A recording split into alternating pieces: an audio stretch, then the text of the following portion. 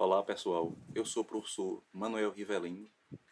Hoje falaremos sobre estatística descritiva. Falaremos das tabelas e dos gráficos estatísticos. Inicialmente, é importante tratarmos das tabelas e seus elementos, dos gráficos e sua importância. Essa parte da estatística analisa a relação que os dados têm com o fenômeno e como os gráficos e tabelas podem auxiliar na organização, interpretação e visualização dos dados de um fenômeno. Além dos gráficos e tabelas, temos também as medidas de posição e dispersão. Logo, as medidas de posição têm o papel de representar as informações de um fenômeno de forma sucinta. Assim, as medidas de posição, também denominadas de medidas de tendência central, são constituídas por médias, mediana e moda.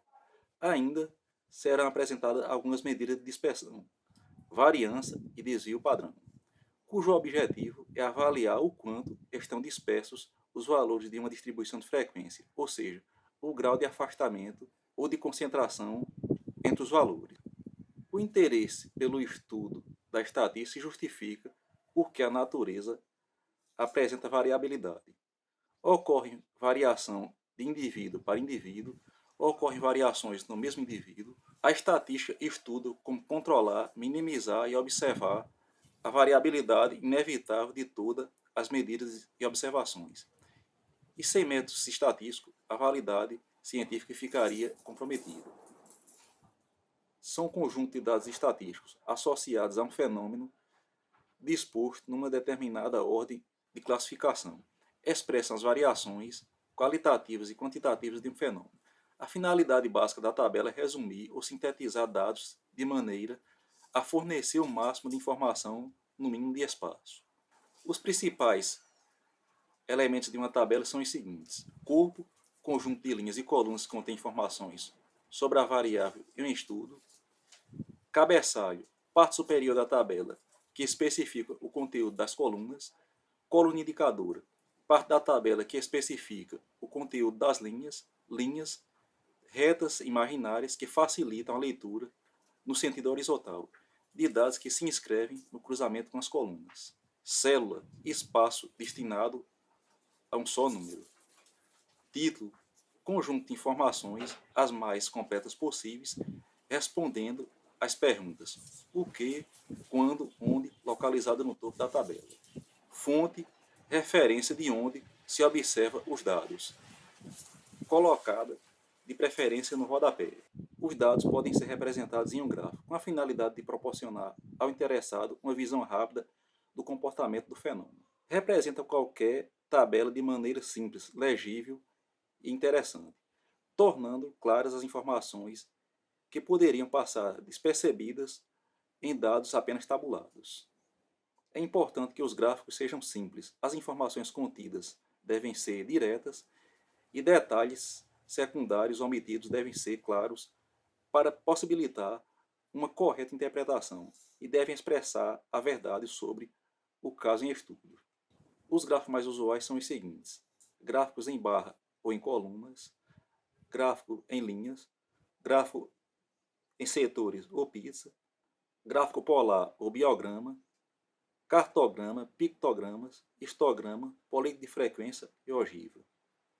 Estudaremos as medidas de posição, também denominadas medidas de tendência central, que são constituídas por médias, mediana e moda. Além dessas, existem as medidas separatrizes, as quais são apenas medidas de posição e não medidas de tendência central.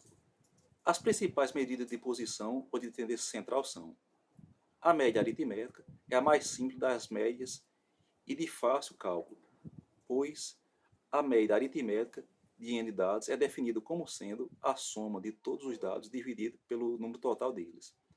A sua grande desvantagem é ser fortemente influenciada pelos valores extremos. Denotaremos por x barra. Mediana. Definimos a mediana de n dados como sendo a observação que se concentra ou se encontra no centro desses dados, estando este disposto segundo uma ordem. Denotaremos por m de índice dele. Moda. A moda de n dados é definida como sendo a observação que mais aparece ou mais frequente nesses dados. Denotaremos por m de índice O.